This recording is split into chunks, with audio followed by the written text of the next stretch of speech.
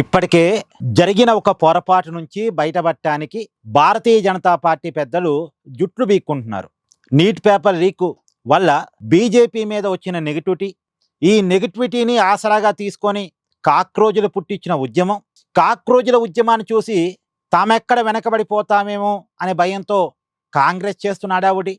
ఈ పరిస్థితుల్లో బీజేపీ పెద్దలు తాము సేవ్ చేసుకోవడానికి ప్రయత్నం చేస్తుంటే, నెగిటివిటీ నుంచి బయటపడటానికి ప్రయత్నం చేస్తుంటే, ఇప్పుడు మరొక తప్పు, నీట్ స్కోర్ కార్డుల్లో కూడా తప్పులు వచ్చాయట.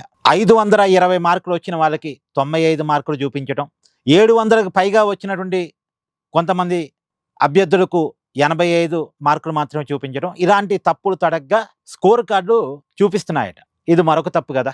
ఇప్పటికే నీట్ పేపర్ లీకేజ్ అంశం బీజేపీని ఇబ్బంది పెడుతుంటే, ఇప్పుడు స్కోర్ కార్డులు తప్పుగా పట్టడం అనేటువంటిది కొంత, అంటే అగ్నికి ఆజ్యం పోయటం అంటారు కదా, ఇప్పుడు అగ్నికి ఆజ్యం పోయటమే. ఇప్పుడు ఇదే బాగా వైరల్గా మారింది. నీట్ స్కోర్ కార్డులో తప్పులు, అవకతవకలు. ఇప్పుడు అధికారులైనా ఒళ్ళు దగ్గర పెట్టుకోవాలి కదండి. ఆల్రెడీ ఒక అంశం చర్చగా నడుస్తుంది, రాజకీయంగా అది ఇబ్బందిగా మారింది. ఆ సమయంలో అధికారులు ఇంకెంత ఒళ్ళు దగ్గర పెట్టుకోవాలి? ఇక మళ్ళీ మిస్టేక్ లేకుండా చేయాలి కదా. ఒకసారి పేపర్ లీక్ అయింది, జరిగిన ఎగ్జామ్ను రద్దు చేయాల్సి వచ్చింది, మళ్ళీ ఎగ్జామ్ పెట్టాల్సి వచ్చింది, అది రాజకీయంగా కేంద్రానికి ఇబ్బందిగా మారింది. ఈ పరిస్థితుల్లో ప్రతి చిన్న విషయాన్ని చాలా భూతత్వంలో చూసి చాలా జాగ్రత్తగా ఒళ్ళు దగ్గర పెట్టుకోవాలి కదా అధికారులు. నిజానికి ఇదేమి ప్రభుత్వ పెద్దలు చేస్తున్న తప్పులని నేను అన్ను, అధికారులు చేస్తున్న తప్పులే.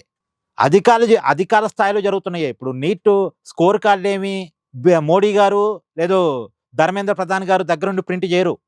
ఈ స్కోర్ కార్డులు తయారు చేసేది, ప్రింట్ అంతా కూడా అధికారులే, వ్యవస్థను నడిపించేది అధికారులే. ఈ కేంద్ర పెద్దలు కేవలం మానిటరింగ్ చేస్తారు అంతే. అంతిమంగా పనిచేసేది అధికారులే.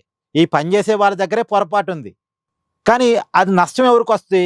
కేంద్రానికి వస్తుంది, బీజేపీకి వస్తుంది. ఇప్పుడు ఈ అంశం మళ్ళీ చర్చనీయాంశంగా మారింది.